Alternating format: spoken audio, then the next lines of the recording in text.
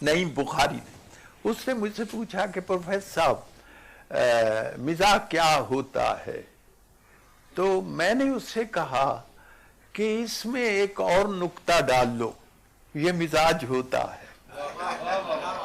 ये मिजाज, आपके अंदर मिजाज है ही नहीं तो आप मिजाज कहां से आएगा। हज़रत अल्लामा इकबाल इतने हकीम मुफक्किर थे, उन्होंने भी मिजाज शेर लिखे, लेकिन वो अकबर इलाहाबादी वाली बात नहीं आई उनका, वो ज़रीफाना कलाम उनका देखा होगा। तो ये मैंने कहा इसमें हमारे एक बुजुर्ग थे, उनकी तबीयत में रुए में मिजाज था। उनसे किसी ने कहा, बहू ने नाश्ते के वक्त, चाचा जी मैं तो अंडा बना दिया, नहीं पुत्र तो मन बंदा ही रहन।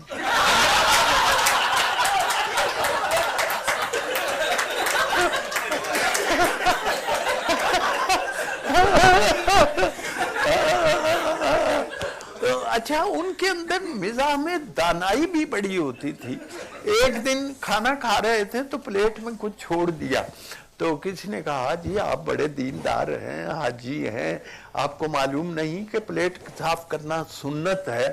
तो उसे कहते हैं पुत्र तेनू ये नहीं पता कि जान बचाना फर्ज है।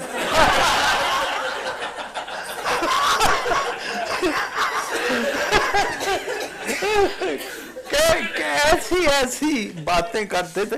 एक दिन उनके एक साथी, उनका नाम मोहम्मद हुसैन था, साथी का नाम था खुदा बख्श।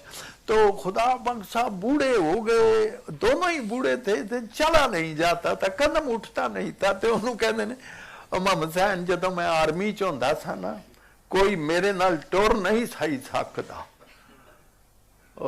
खुदा बख्शा हुण भी तेरे नाल कोई नहीं।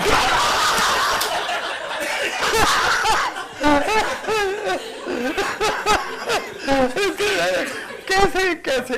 अच्छा देखिए, मुनीर नियाजी के यहाँ मैंने देखा एक अजीब हिस्से मिजाज थी।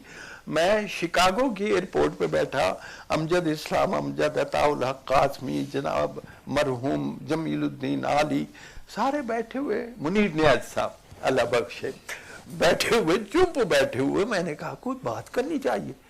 मैंने वैसे ही मैंने कहा मुनीर साहब, इंसानी जिस्म में दो चीजें हैं जिन्हें काटें तो लहू नहीं निकलता। मुनीर कहता केड़ी केड़ी? मैं के एक बाल हैं और एक नाखून। थोड़ी देर सोच के मुनीर अनवर तू साडे पिंड दा नाई नहीं वेख्या।